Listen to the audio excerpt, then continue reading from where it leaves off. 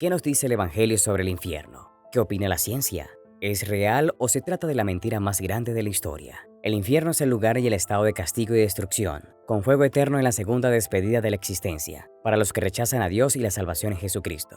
Algunas versiones de la Biblia con frecuencia no usan la palabra infierno para traducir la palabra hebrea Seol y la griega Hades.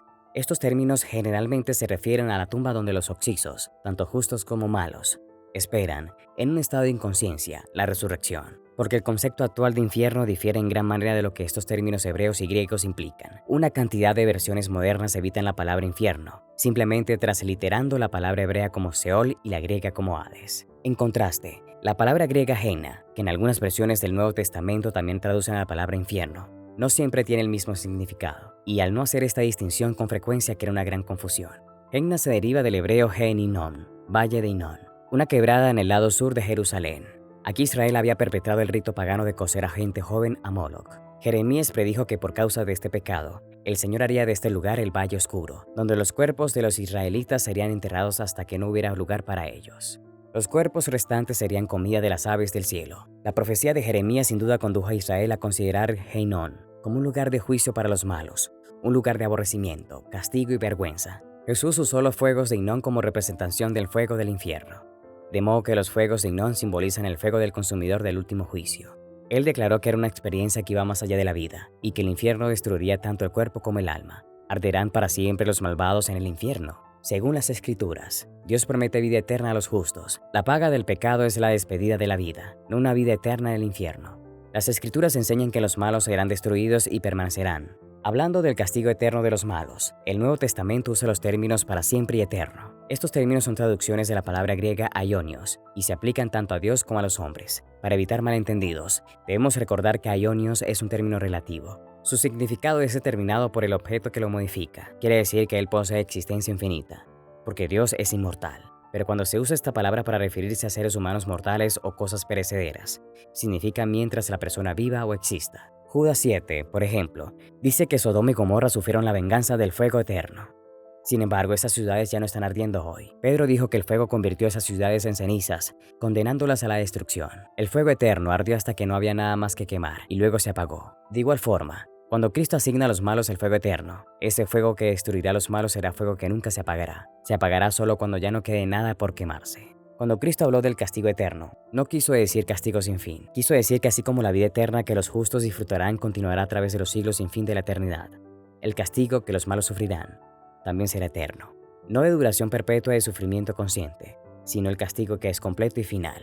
El fin de los que así sufren es la segunda partida de la vida. Esta despedida será eterna, de la cual no habrá ni podrá haber resurrección. Cuando la Biblia habla de redención eterna y de juicio eterno, se refiere a los resultados eternos de la redención y del juicio, no un proceso sin fin de redención y juicio. Cuando habla de castigo eterno o perpetuo, está hablando de los resultados y no del proceso de ese castigo. El deceso que sufrirán los malos será final y eterno, atormentados por los siglos de los siglos.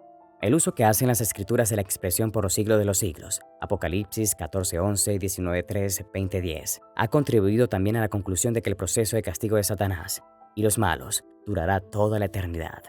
Pero así como en para siempre, el objeto que lo modifica determina su significado. Cuando está asociado con Dios, su significado es absoluto porque Dios es inmortal. Cuando está asociado con seres mortales, su significado es limitado. La descripción que hacen las Escrituras de la forma como Dios castigará a Edom presenta un buen ejemplo de este uso. Isaías dice que Dios convertirá en ese lugar en brea ardiente, que no se apagará de noche ni de día, y que perpetuamente subirá su humo.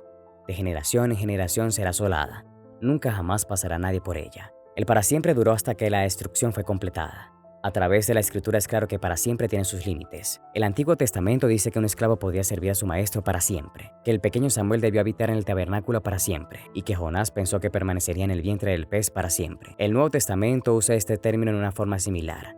Pablo, por ejemplo, aconsejó a Filemón a recibir a Onésimo para siempre. En todos estos ejemplos, para siempre significa mientras la persona viva. Salmos 92:7 dice que los malos serán destruidos para siempre por la mano de Dios, nuestro Señor. Y al profetizar Malaquías la gran conflagración final, dijo: porque aquí viene el día ardiente como un horno, y todos los soberbios y todos los que hacen maldad serán estopa. Aquel día que vendrá los abrazará, ha dicho Jehová de los ejércitos, y no les dejará ni raíz ni rama. Cuando los malos, Satanás, los ángeles malos y la gente impenitente, sean destruidos por fuego, tanto la raíz como las ramas. No habrá más usos de la fatalidad o el Hades. A estos también los destruirá Dios eternamente, por los siglos de los siglos. La Biblia nos deja bien claro que el castigo, no el acto de castigar, es eterno. Es la fatalidad segunda, esa que sobrevive el fallecimiento del cuerpo, y hace referencia al abandono total del alma en cualquier plano de existencia. De este castigo no hay más resurrección. Sus efectos son eternos. Por su parte, el tormento eterno debe ser descartado. Si los hombres no hubieran tomado la noción griega no bíblica de la indestructibilidad y luego leído el Nuevo Testamento con ese concepto ya en sus mentes, habría extraído de él una nueva creencia, no en el tormento eterno, sino en la aniquilación. Es al fuego a que se lo llama eonian, eterno, no a la vida que se lanza a él. Al ejecutarse el castigo exigido por ley de Dios, las demandas de la justicia son satisfechas. Ahora el cielo y la tierra proclaman la justicia del Señor. ¿Qué dice la ciencia sobre el infierno? Gracias a los avances tecnológicos y médicos con los que contamos hoy, los científicos han podido explorar más detalle lo que ocurre en el cuerpo al momento del fallecimiento clínico. A pesar de que la circulación sanguínea y la respiración se detienen, el cerebro continúa vivo durante cierto lapso, en el que las neuronas dejan de funcionar gradualmente en diferentes áreas, comenzando por los hemisferios cerebrales y terminando con las estructuras troncales. Al momento del colapso clínico, las funciones orgánicas se van deteniendo, mientras el paciente pierde el contacto con la realidad. Esto hace que el cerebro genere vivencias oníricas, que son creadas con base en diversos factores, como la vida del sujeto desde el útero, cuando los sentidos comienzan a desarrollarse, la cantidad de estrés al momento del final y la estructura cíclica particular del individuo. Es decir que, según estas circunstancias, al momento de fallecer, el cerebro puede reproducir experiencias agradables, lo que se interpreta como el cielo, o experiencias negativas, lo que sería tomado como el infierno. La idea de la eternidad del cielo o el infierno proviene de la falta de contacto con la realidad de la persona que fallece, por lo que experimenta una sensación de que el tiempo no existe mientras sus funciones orgánicas cesan de manera gradual. El experto asegura que si se mantiene una percepción optimista de la vida, las estructuras neuronales del cerebro fijarían esta visión positiva que podría reproducirse al momento del final de la existencia como una imagen del cielo. Obviamente, una visión negativa desencadenaría el efecto contrario, lo que se interpretaría como el infierno.